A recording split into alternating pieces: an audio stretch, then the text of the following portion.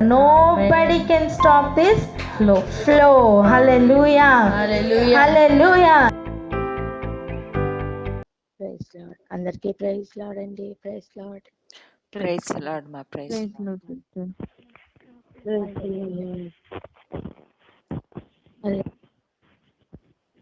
మనం రోజు చదువుకుంటున్న పోర్షన్ లోనికి వెళ్దాం రండి. అపోస్తల కార్యాలు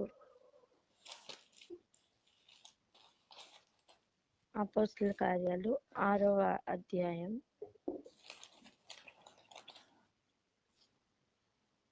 అపోస్తల కార్యాలు 6వ అధ్యాయం 13వ వచనం. అపోస్తల కార్యములు 6వ అధ్యాయము 13వ వచనము. అతనిని పట్టుకొని మహాసభ యొద్దకు తీసుకొని పోయి అబద్ధపు సాక్ష్యం నిలవబెట్టిరి. వారు, ఈ మనుష్యుడెప్పుడును ఈ పరిశుద్ధ స్థలమునకును మన ధర్మశాస్త్రమునకు విరోధముగా మాట్లాడుచున్నాడు. ఎవరెవరికి విరోధంగా మాట్లాడుతున్నారని చెప్తున్నారు? 1 ధర్మశాస్త్రం, 2 దేవాలయం, పరిశుద్ధ స్థలం. ఈ పరిశుద్ధ స్థలం అని మెన్షన్ చేస్తున్నది ఏది? ఆ దేవాలయం. దేవాలయం గురించి ప్రార్థన చేయవలసిన వారమే మనం ఉన్నాం. మరి చరిత్రను చూపించి దేవుడు కొన్ని విషయాలు, కొన్ని అనే కంటే కూడా చాలా విషయాలు స్టెఫన్ ద్వారా మాట్లాడారు. అసలు స్టెఫన్ ఏం మాట్లాడారు అని కనుక చూడగలిగితే, చెవులు లోపరచుట, హృదయం లోపరచుట అనేది ఎందుకు కష్టమైందని మనకు అర్థమవుతుంది. స్టెఫన్ యొక్క పూర్తి సారాంశం ఏంటి అని గనక మనకు అర్థమైతే, ఎప్పుడు మనం చాలాసార్లు స్టెఫన్ అంటాం, రాళ్లతో కొట్టబడ్డాడంటాం. అనేకులు మతం యొక్క నాయకులే, మతంలో ఉన్నవారే, మహాసభ వారందరూ కూడా రాళ్ళు రువ్వి చంపేశారు అని చెప్పుకుంటాం. కరెక్టే, అవేం అబద్ధం కాదు. అయితే ఎప్పుడైనా 7వ అధ్యాయం 8వ అధ్యాయం కలిపి ఎప్పుడైనా ఏం చెప్పారు అసలు అని ఎప్పుడైనా ధ్యానించామా?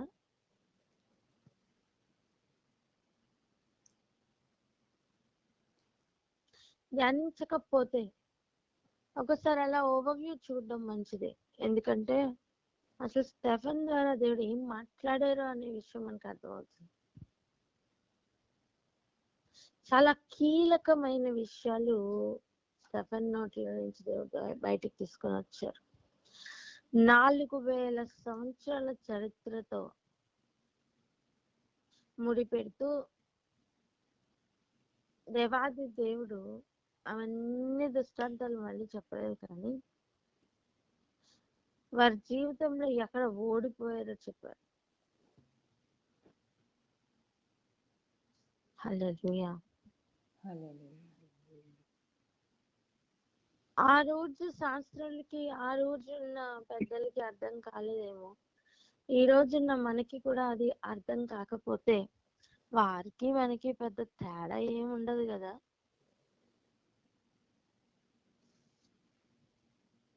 కాదంటారా?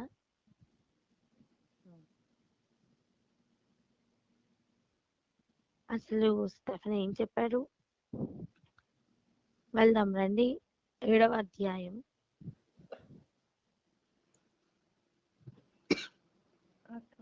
2వ వచనం. అపోస్తల కార్యములు 7వ అధ్యాయము 2వ వచనము. అందుకు స్టెఫను చెప్పినదేమనగా, సహోదరులారా, తండ్రులారా, వినుడి. మన పితరుడైన అబ్రహాము హారానులో కాపురముండక మునుపు మెసొపొతామియాలో ఉన్నప్పుడు మహిమగల దేవుడు అతనికి ప్రత్యక్షమై, అక్కడ తన హైలైట్ చేస్తున్న పాయింట్ ఏంటి అంటే, మన తండ్రి అయిన దేవుడు మెసొపొతామియాలో ఉన్నప్పుడు ఆ మహిమగల దేవుడు అతనికి ప్రత్యక్షమై, మెసొపొతామియాలో దేవాలయపు స్థలం ఉందా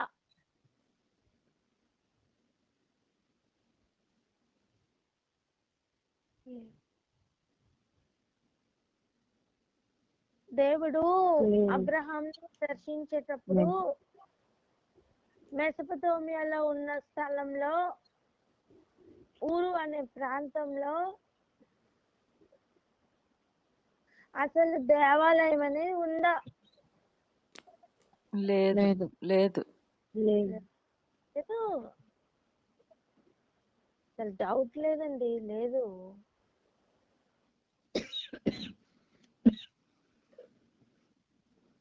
అటువంటిది వీళ్ళ లెక్కలు తారుమారు అవ్వట్లేదా? వీళ్ళ లెక్కల ప్రకారం ఏంటి, దేవుడు దర్శిస్తే ఎక్కడ దర్శించాలి? ఈ పరిశుద్ధ స్థలంలోనే దర్శించాడు. కానీ దేవుడట, ఆ మహిమ గల దేవుడట దాన్ని ఎక్కడ దర్శించారు? మెసొపొతేమియాలో.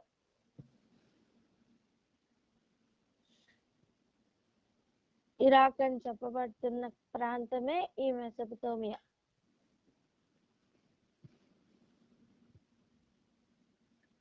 అక్కడ దేవుడు ప్రత్యక్షమయ్యారట. నేను అంటాను, భూమి మీద ఉన్న ఏ ప్రాంతమైన దేవునికి ఒకటే అని.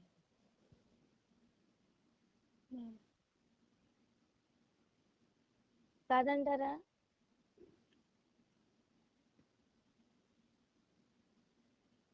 అవును. దేవునికి కావాల్సింది స్థలాలు కాదండి.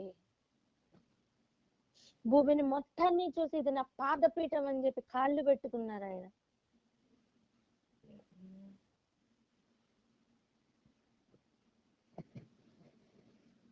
అటువంటిది మనం ఎక్కడ ఉన్నట్టు మరి?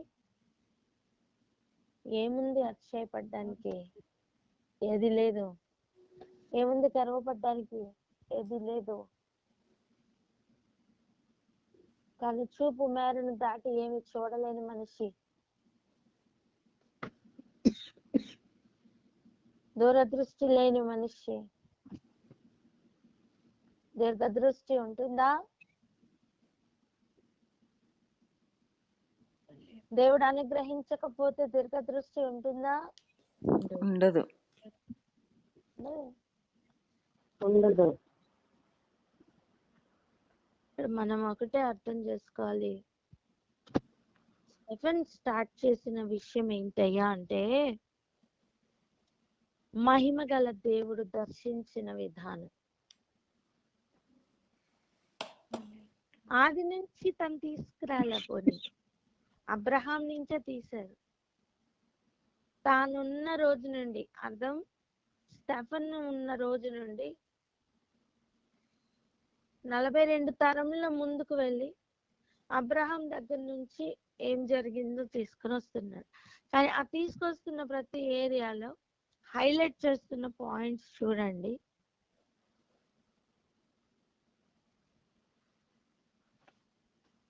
మహిమ గల దేవుడు అతనికి ప్రత్యక్షమై, ఆ తర్వాత కూడా మనం ఆలోచన చేస్తే తను కేంద్రీకృతించిన మొత్తం కాన్సెప్ట్ ఏంటంటే స్థలం, ఆ మందిర స్థలం.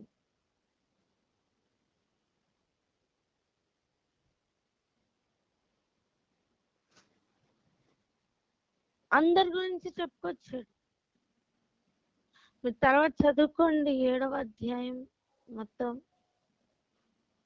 అందరి గురించి చెప్పుకొని వచ్చి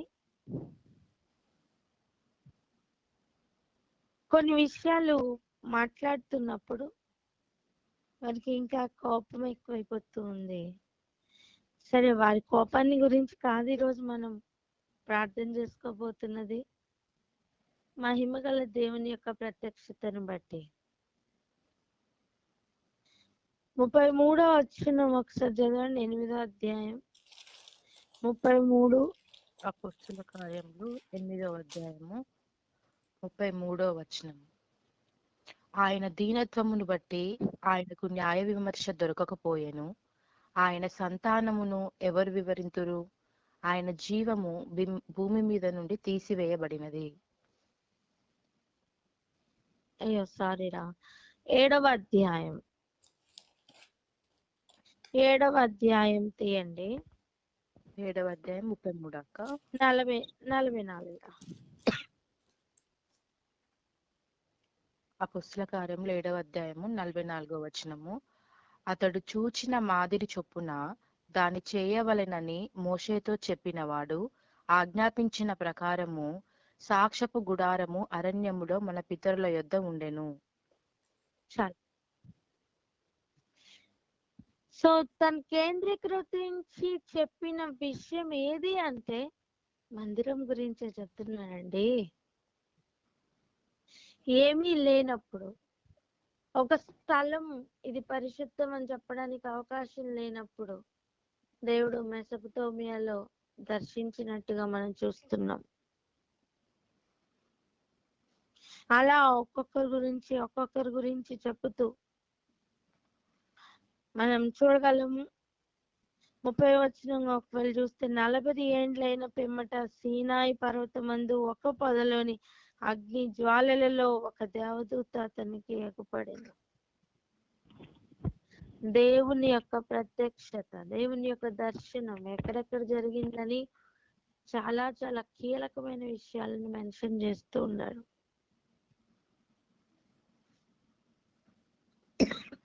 మోషేతో దేవుడు చెప్పారు, ఏది చూసావో అలా నిర్మించమని.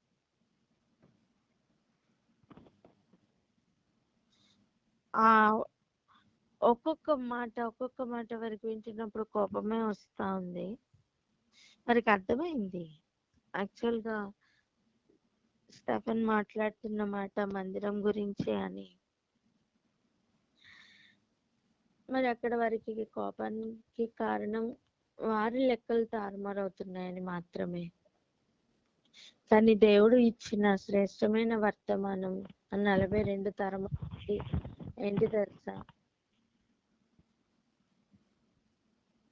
దేవుడు దర్శిస్తున్నది గోడలు అని చెప్తున్న ఆలయం మాత్రం కాదు, కానీ మనిషి అని చెప్తున్న ఆయన చేత్తో చేసిన ఆలయాన్ని, మనిషి యొక్క హస్తములతో చేసిన హస్తకృతాలయంలో కాదు, కానీ దేవుని హస్తంతో చేసిన మనిషి అనే ఆలయాన్ని. ఇది గ్రహించిన పౌలు ఒక చోట ఇలా అంటారు, కొరింథీ రాసిన పత్రిక 3వ అధ్యాయంలో 6.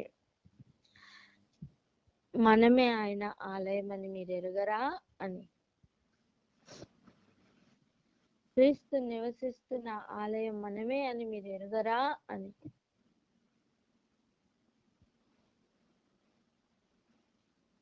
మన దేహమే దేవాలయం అని తెలీదా అని చెప్తున్నారు. ఏది ఏమైనప్పటికీ కూడా 7వ అధ్యాయం ఇవన్నీ కూడా మనం ఇక ముందుకు ధ్యానించుకుందాం. కానీ ఈ రోజుకి మనం పునరుద్ధానపు దినం గనుక మనం సంఘంలన్నిటి గురించి ప్రార్థించుకోవాలి. చూడండి, ఈరోజు ఏమని ప్రార్థన చేద్దామంటే, ఆ రోజు శిష్యులు కావచ్చు, ఆ రోజు ఉన్న వారు అనేకులు కావచ్చు, దేవాలయంను చూస్తూ అతిశయపడుతూ ఉన్న ఆ స్థాయిలో ఆగిపోయిన బిడ్డలను కొంచెం దాటి దేవుడు కోరుకుంటున్న ఆలయం మనమే అని తెలుసుకొని దాన్ని ఎలాగైతే బాగు చేసుకుంటామో, ఎంతో శ్రేష్టంగా అలంకరించుకొని ఆ గొప్ప దేవాలయాన్నో లేకపోతే ఆ స్థలాన్నో చూసుకుంటామో, అంతకంటే ఎక్కువగా ఈ దేహంను ఈ హృదయం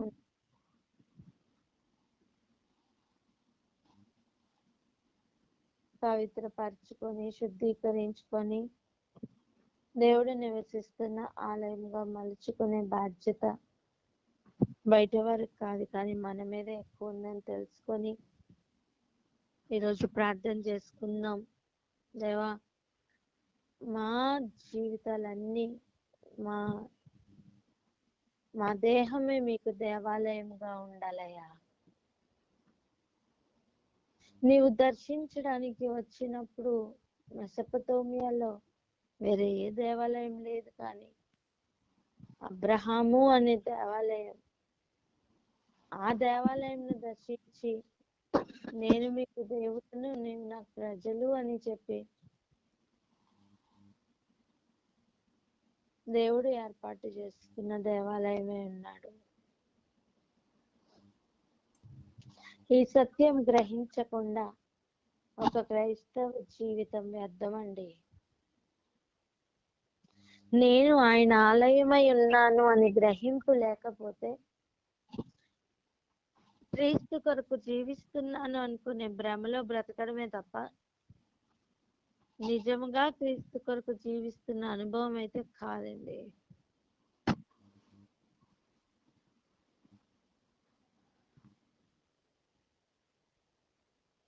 ఆ రోజు వారికి అంతగా కదిలిపోవడానికి గల ముఖ్యమైన కారణం చేతి పని అయిన ఆలయంని చూపిస్తూ మనుషుల హస్తములతో చేసిన ఆలయంలో క్రీస్తు నివసిస్తారా అని ప్రశ్న వేస్తూ ఒక క్లారిటీ ఇచ్చిన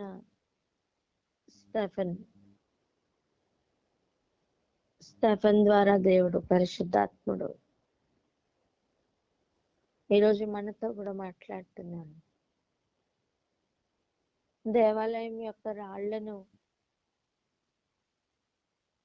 యేసు ప్రభు రెండవ రాకడలో పట్టుకెళ్లారు.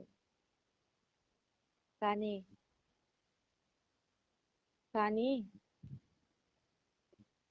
సజీవమైన రాళ్ళు ఉంటే మాత్రం పట్టుకుని వెళ్తారు.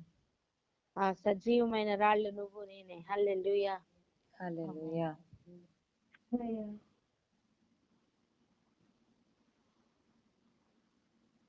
మరి ఇప్పుడు ఎక్కువ ఫోకస్ దేని మీద పెట్టాలి?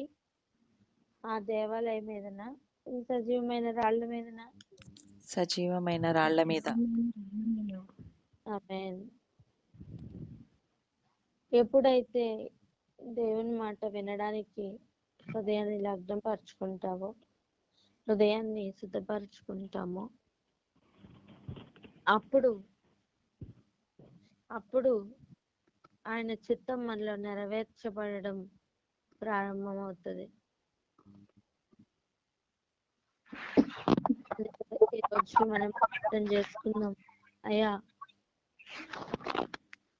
మా అతిశయం ఒకవేళ ఆ గోడలను బట్టో, ఆ ఎక్స్పీరియన్స్ బట్టో అయితే మమ్మల్ని క్షమించండి.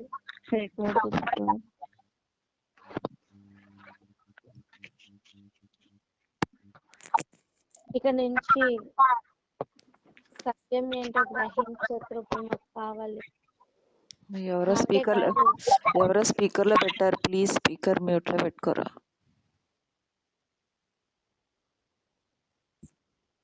మాకే కాదు, థ్యాంక్ యూ, మాకే కాదు, సార్వత్రిక సంఘానికి ఆ కన్నులు తెరవమని ప్రార్థన చేసుకుందాం. ఒక దేవాలయం ఎంతగా శుద్ధి చేస్తావు, అంతకంటే ఎక్కువగా మనమే ఆయన దేవాలయం అని ఎరిగినప్పుడు శుద్ధి చేసుకున్నట సాధ్యమవుతుంది. పరిశుద్ధ దేవుడు కదా, పరిశుద్ధ స్థలంలో ఉండాలని ఆశపడుతున్నాడు. మరి మళ్ళీ మనం పవిత్రపరచుకోవడానికి తీర్మానం తీసుకుందామా?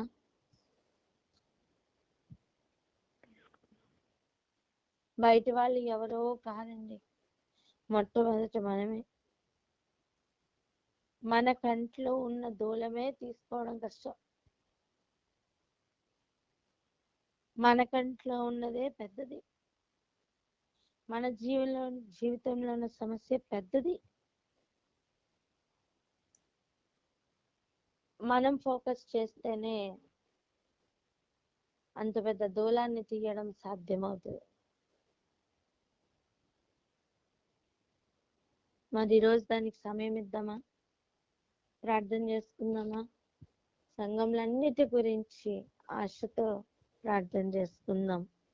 అక్క. Hallelujah. Thank you, Jesus.